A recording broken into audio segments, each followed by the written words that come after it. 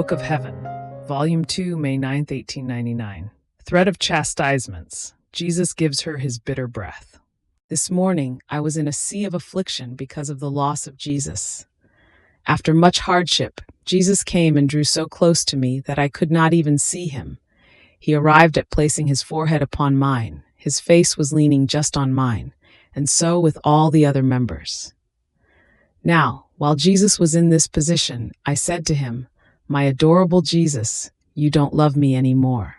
And he, "If I did not love you, I would not be so close to you." And I continued, "How can you say that you love me if you no longer let me suffer as before? I am afraid I am not wanted in this state anymore. At least free me from the bother of the confessor." While I was saying this, it seemed that Jesus would not pay attention to my words, but rather he made me see a multitude of people who were committing every kind of evil. Indignant with them, Jesus would make different kinds of contagious diseases swoop down into their midst, and many would die black like charcoal.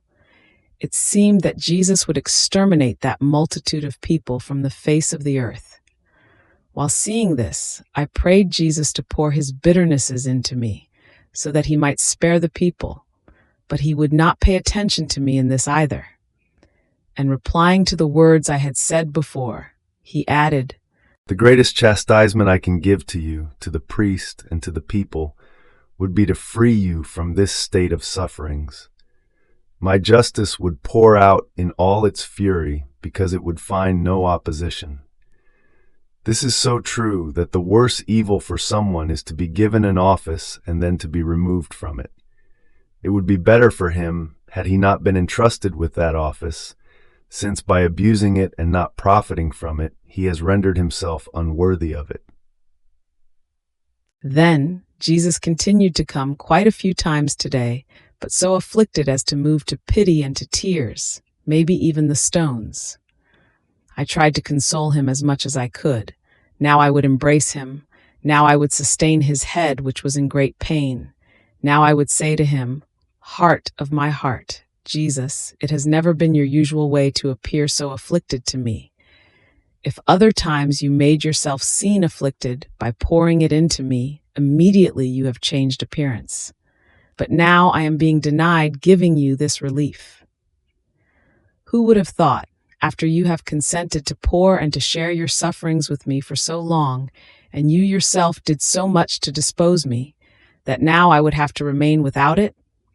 Suffering for love of you was my only relief.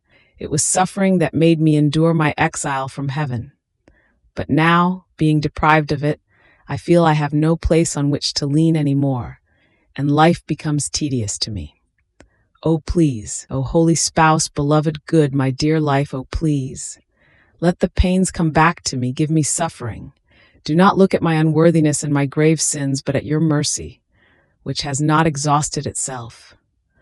While I was pouring myself out with Jesus about this, he drew closer to me and told me, "My daughter, it is my justice that wants to pour itself out over the creatures. The number of sins in men is almost complete, and justice wants to come out, to make pomp of its fury, and to find reparation for the injustices of men. Here, to show you how embittered I am, and to content you a little bit, I want to pour only my breath into you." And so, drawing his lips close to mine, he sent me his breath, which was so bitter that I felt my mouth, my heart, and my whole person being intoxicated. If his mere breath was so bitter, what must be the rest of Jesus? He left me with such pain that I felt my heart being pierced through.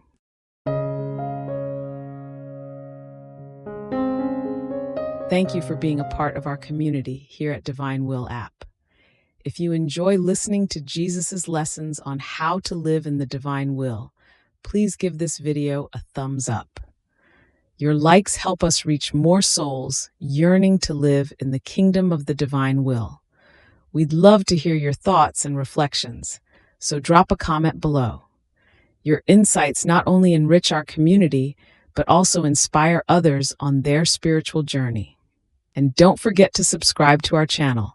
By joining us, you're helping to spread the news of the kingdom of the divine will, so that together we can bring His kingdom to reign on earth as it is in heaven. In the divine will, always.